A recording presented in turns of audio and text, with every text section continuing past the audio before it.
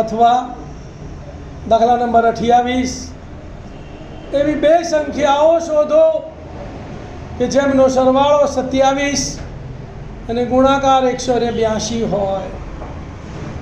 ध्यान आपजो भाई, आ द्विघात समीकरणनो दाखलो छे એટલે કોઈ પણ એક જ ચલ ધારવાનો। તો તમને શીખવાડેલું કે સરવાળો જ્યારે આપ્યો હોય તો પહેલી સંખ્યા x ધારીએ તો બીજી સંખ્યા કઈ થાય? સરવાળો -x થાય।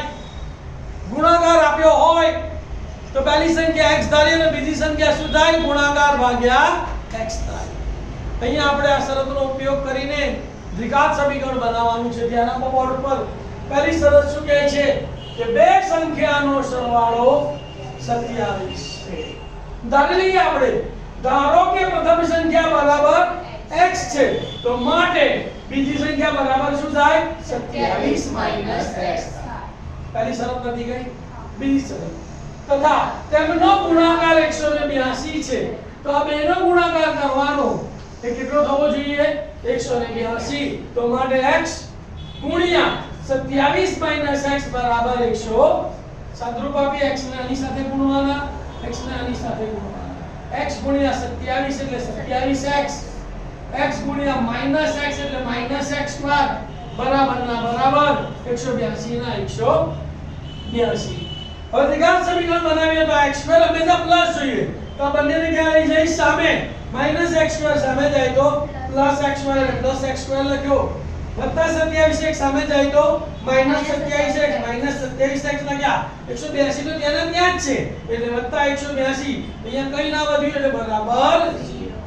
મળી ગયું દ્વિઘાત સમીકરણ। અહીંયા 1 છે, અહીંયા 182 છે। 182 ગુણ્યા 1 ના એવા બે ભાગ પાડો કે સરવાળો બાદબાકી 27 આવે। 182 ના ભાગ પાડતા આવડે તો આપણે એના અવયવ પાડી દઈએ। વિભાજ્ય 2 તો 2 નું 18 અને 2 કા 2 13 * 91 તો 182 ના ભાગ કયા આયા? 2 ગુણ્યા 13 ગુણ્યા 7 અને અંદર અંદર ગુણાકાર કરીને એવા બે ભાગ શોધો કે જેથી સરવાળો કેટલો થાય? તો 7 * 2 14 તો 14 ગુણ્યા 13 કરો, 14 ને 13 27 થઈ ગયા। તો પહેલો ભાગ આવશે 14, બીજો ભાગ આવશે 13। બંનેનો સરવાળો કરવાથી 27 આયા તો બંને સંખ્યાને મધ્યમ પદની નિશાની, મધ્યમ પદ માઈનસ છે એટલે બંને માઈનસ।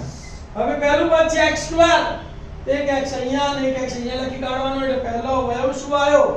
x - 14 અને બીજો અવયવ x - 13। અવયવ પાડી દીધા, x - 14 x - 13 બરાબર 0। બંને અવયવોને 0 સાથે સરખાવી દઈએ તો માટે x - 14 બરાબર 0 અથવા x - 13 બરાબર 0। -14 સામે જાય તો પ્લસ, તો 0 + 14 એટલે 14 તો માટે x બરાબર 14 અથવા -13 સામે જાય તો પ્લસ, 0 + 13 એટલે 13 x બરાબર 1। જો પ્રથમ x બરાબર 14 લઈએ ત્યારે બંને સંખ્યા કોઈ હોઈ શકે।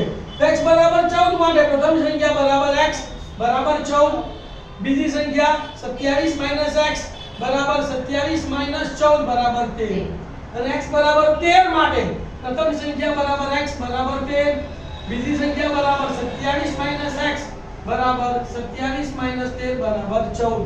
એટલે કે તે સંખ્યાઓ 14 અને 13 અથવા 13 અને 14 છે। તો ચાલો લખી કાઢવાનું, તે સંખ્યા 14 અને 13 અથવા 13 અને 14 છે।